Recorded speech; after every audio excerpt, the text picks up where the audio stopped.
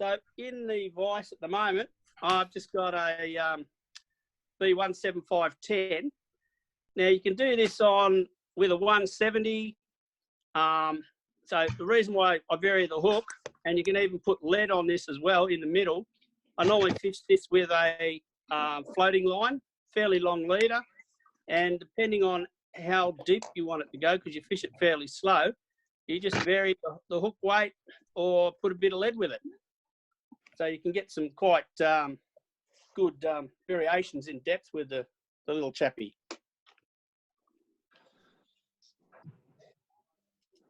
So this is going to be fun because I've got the camera right in front of me, which sort of gets in the way of tying, but we will work around it. So first thing I'm going to do is just throw a little dubbing loop and take the thread out of the way.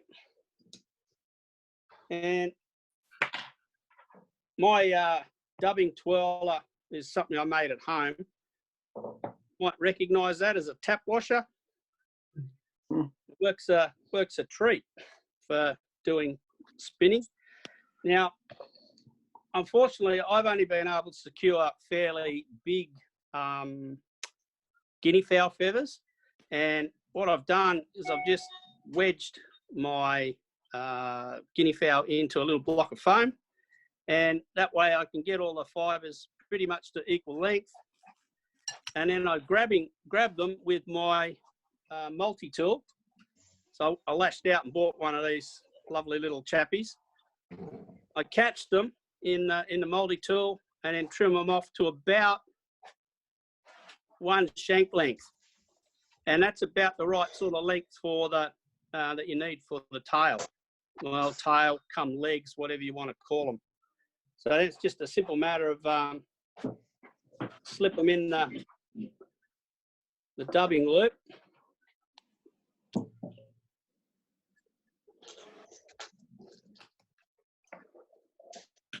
And the trick is don't let go at this point. And I'm going to just spin up the thread, and once it starts to take, you know, pretty much all the drama's over and done with, and you end up with a nice little hackle that's out of the way. And I'm just going to wrap that around the tail.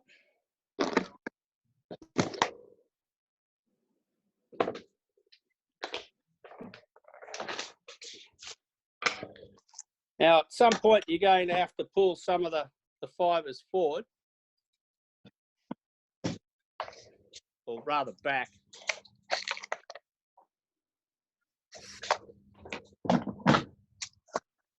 What happens is the little stubs that were sticking through the dubbing loop basically help the legs flare at the desired sort of angle that you want. And once you've got that sort of flaring nicely, which I think that's looking pretty good, just a few wraps to secure it off, back the thread off, and I'll catch that off with just my thread and get rid of the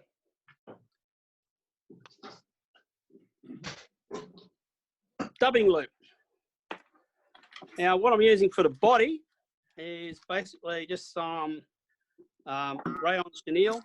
Now, this on the size 10, the medium is about the right size. If you're going down to, say, a 12, or if you even want to go down to 14s, you really need to start going down to the fine chenille. As you're probably aware, with the chenille's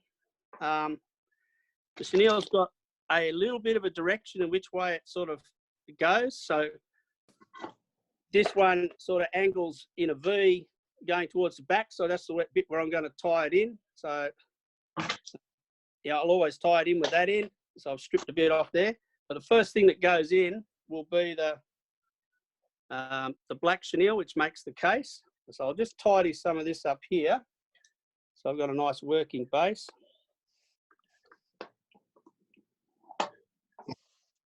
Get rid of some of the stubs that are in the way. Don't want to chop any bits and pieces off. I'm pretty happy with that hackle. Come legs, yep.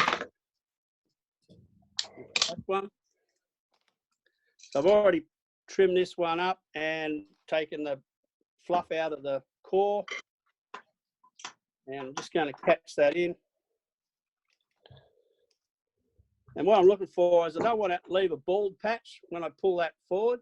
So that's pretty good.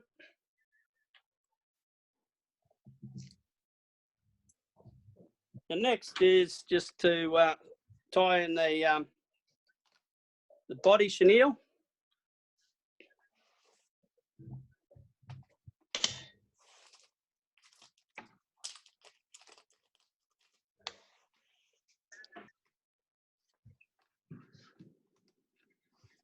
And we just basically just wrap the body round. I like to do this reasonably tight. And just sort of pull it back. And that's about sort of how much room you sort of need at the front. Now what I do then is I just like to catch with say 2 wraps of the thread, and then I cut off the chenille to leave a small amount that I can get my hands onto later. So what I do now is I'll just pull out all the fibres and just end up with the core. And I'll pick the core up with my hackle pliers. And then basically I'm going to undo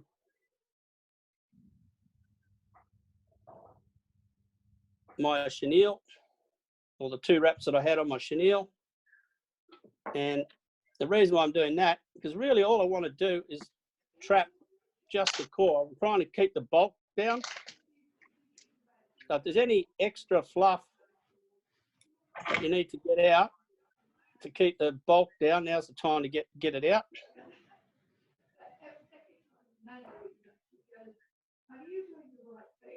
Hopefully my big fat hand's not in the way.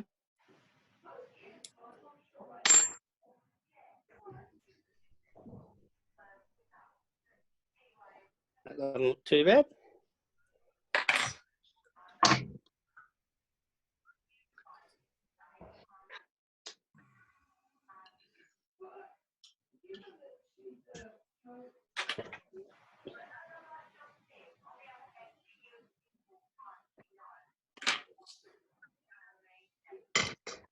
And just take that off. Let's push that back. Now what I did in the video, I made a little bit of a blue in the video I did. I went and pulled this straight over and tied that off. You really need to put the hackle in at this point. So the hackle's basically a ringneck pheasant covert feather. So before you Laurie's got his hand up. Say again? Laurie's got his hand up. Yeah, Oh, I'm trying to get off photo onto video, but I can't seem to be able to do it. So I'm still seeing what I'm doing, but you're stuck with a photo of me. I'll send you a request. Okay. No worries. That's got it. That's got it. The fish look better. Fish looks better. Yeah. Better go back to photo. It's better. Yeah. So that's the ring-necked pheasant feather from the covert part of the wing, and that's before I prepared it. So what I'll do is I'll grab one that I've already prepared, which is this little chappy here. Now it's interesting, in the book by Peter Lafleur, in the diagrams he's got in there, they all have the diagrams tying these feathers in by the thick part of the stalk, which I find a bit strange. So I always tie them in by the tip, same as I would do a partridge feather or anything like that, and I find it works a hell of a lot better. So I'm just going to catch that in.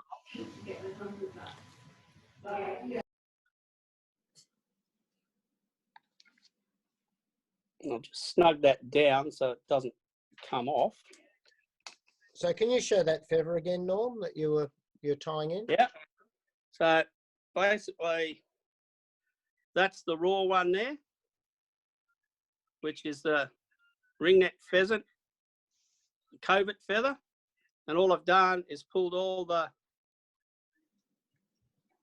fluffy bits off, and you end up with that. And then grab it by the tip and stroke all this back. Now, if you grab it by the tip here with the hackle pliers, you can get it nice and even. So basically,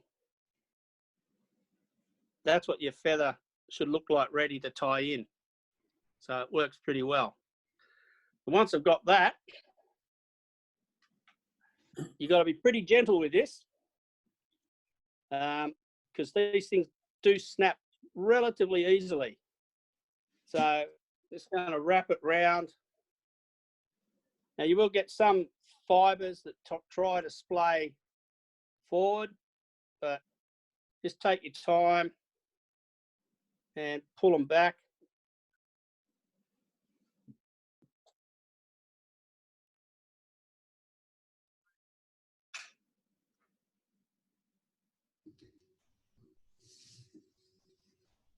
Yeah, and that looks pretty reasonable. So what I'm going to do now is just catch that down. Oops, I missed it. I'll come back and get that again.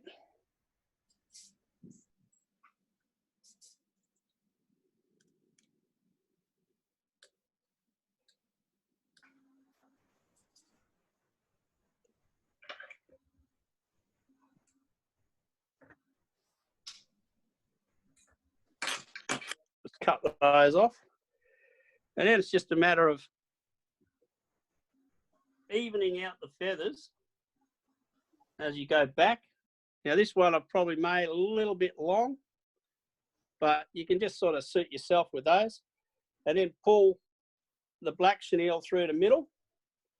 And once again, I'm going to do that same trick I've done before.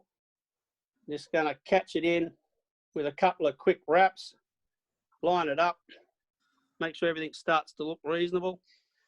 And I'm going to cut the chenille off and unpluck, if that's the right term, get all the fluff off the core. It's a good little trick, actually.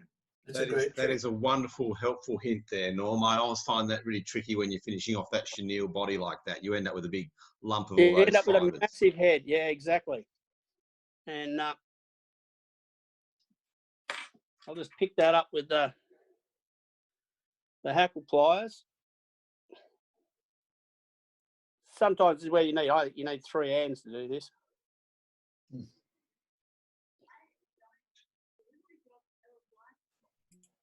Now, as you can see, there's still plenty of fluff there. So I've got to remove probably at least 2 or 3 mils further of fluff from the core. And then I'll just check it and sort of see a little bit more. That looks about right. Hopefully I didn't bump the camera too much there. And I just pull that down.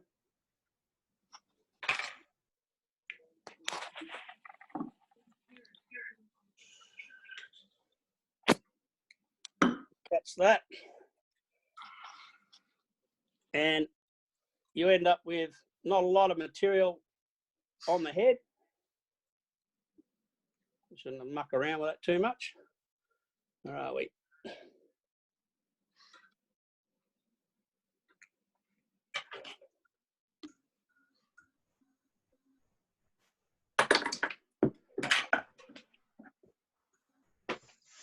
And don't do that. That's rather embarrassing. Cutting the thread off. I want to see what your rescue plan is now, Norm. Just start it straight up again. Yep. With the we just Put the got to thread thread. on. Got to get the thread back through the bobbin. That's the hard part.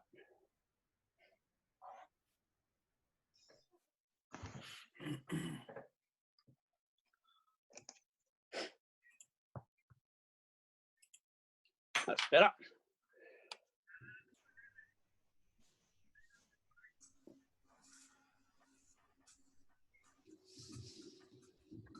So,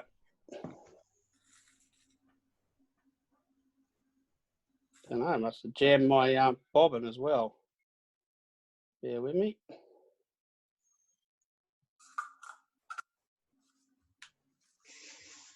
That's better.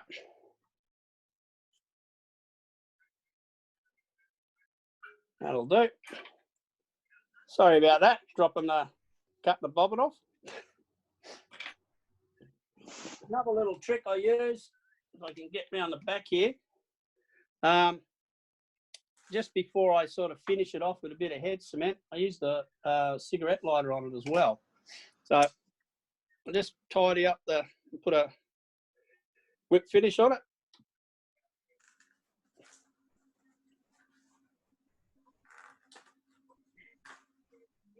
I never worry about much more than one because the cement does the rest of it. And I just use the edge of my scissors to shear it off. Now I've got a little piece of paper with some holes in it.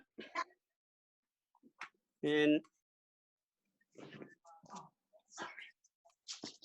it's really just to protect any hackles. Let's give it a little heat with that, and it seals up any of those little frayed edges and bits and pieces. And really, it's just stick some head cement on it from now.